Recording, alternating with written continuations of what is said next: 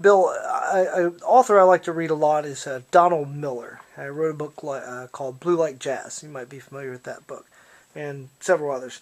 He started a program for mentoring young people around the country. It's his number one thing that he wants to give back his time and money to, as he says on his Twitter feed.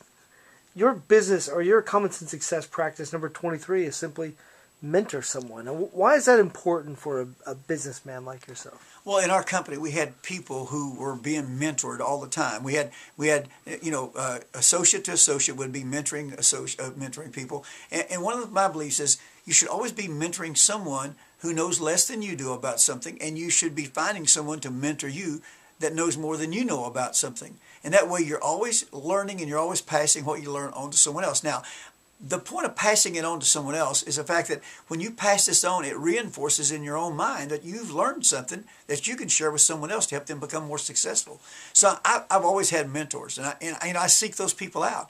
And the way I've been fortunate, the reason why I've been so fortunate having mentors is because I will inconvenience myself to spend time with my mentor. If someone is getting up at 5:30 in the morning, which one of my mentors did, to jog, I got up and jogged with them at 5:30 in the morning so I could be mentored by that person and I could learn more.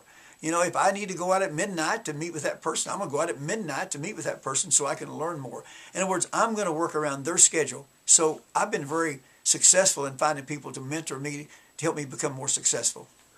Now, we've talked a lot about over the past few years the business world and success in this realm. What about success as a Christian? I mean, you're a Christian, and how does this principle work in that world? Say in the world of what we might call church or just fellowship. Well, you know, one of my goals is to share Christ with everybody I can and to bring them one step closer to Christ. And so I'm always looking for the opportunity to study with people. So what I find is when I study with someone, I'm actually mentoring them or developing them to have a better relationship with Christ. Now, what I want them to do is, after they learn that, I want them to pass that on to someone else to become a mentor of that person. I'm also always looking for someone who has studied a little bit more, has more experience with mentoring people as far as their faith than I have. And I'm looking for ways that they've used to be more successful so I can learn how to be more effective.